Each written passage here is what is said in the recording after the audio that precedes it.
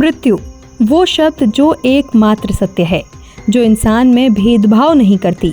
ये निश्चित है कि हम सभी एक दिन मरेंगे और यही अटल सत्य है। पर सवाल है, क्या मृत्यु के बाद हमारा कोई और भी अस्तित्व है? क्या आत्मा और पुनर्जन्म जैसा कुछ होता है? ये कुछ ऐसे सवाल हैं जो हर व्यक्ति के मन में होते हैं। इन सभी सवालों के जवाब में कई दावे हैं। हर धर्म में मौत के अलग अलग अर्थ हैं और इन सभी सवालों के जवाब भी अलग अलग ही हैं। तो आइए जानते हैं कि अलग अलग धर्म मृत्यु पर क्या कहते हैं।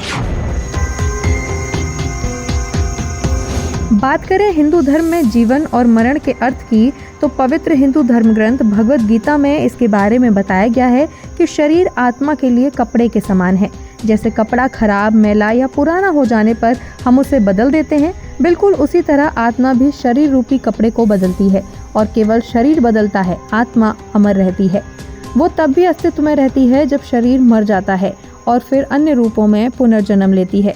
हम किस रूप में जन्म लेंगे, इंसान बनेंगे, जानवर बनेंगे या फिर कोई पशु या पक्षी, ये सब हमारे इस जन्म के किए गए कर्मों के आधार पर निर्भर होता है।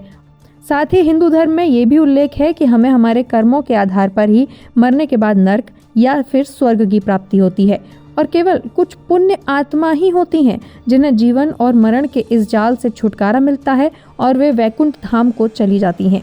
वैकुंठ यानी कि श्री नारायण भगवान का निवास स्थान।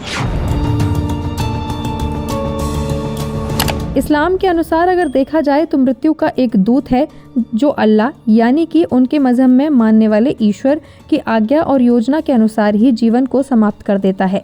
उनका मानना है कि मृत्यु के बाद आत्मा का अस्तित्व होता है और मरने के बाद वह मृत्यु के दूत के पास चली जाती है और न्याय के दिन की परीक्षा करती है।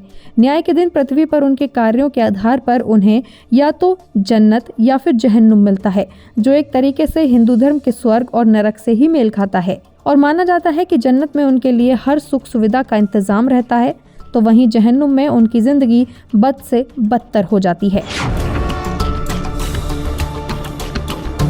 ईसाइयों का भी मानना है कि मृत्यु के बाद भी जीवन है।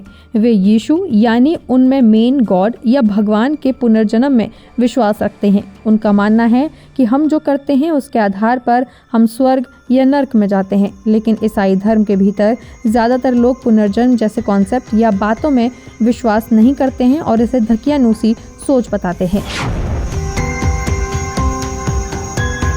सिख धर्म की बात की जाए तो ये लोग पुनर्जन्म में बहुत विश्वास करते हैं।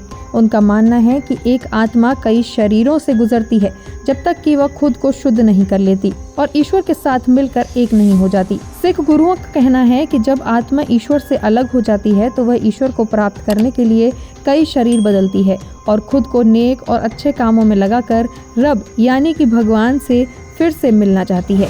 तो देखा आपने, चाहे धर्म कोई सा भी हो, लेकिन हर किसी का मकसद है अच्छे कर्म करके भगवान से मिलना और खुद के जीवन को सफल बनाकर इस जीवन और मृत्यु के जाल से छुटकारा पा लेना।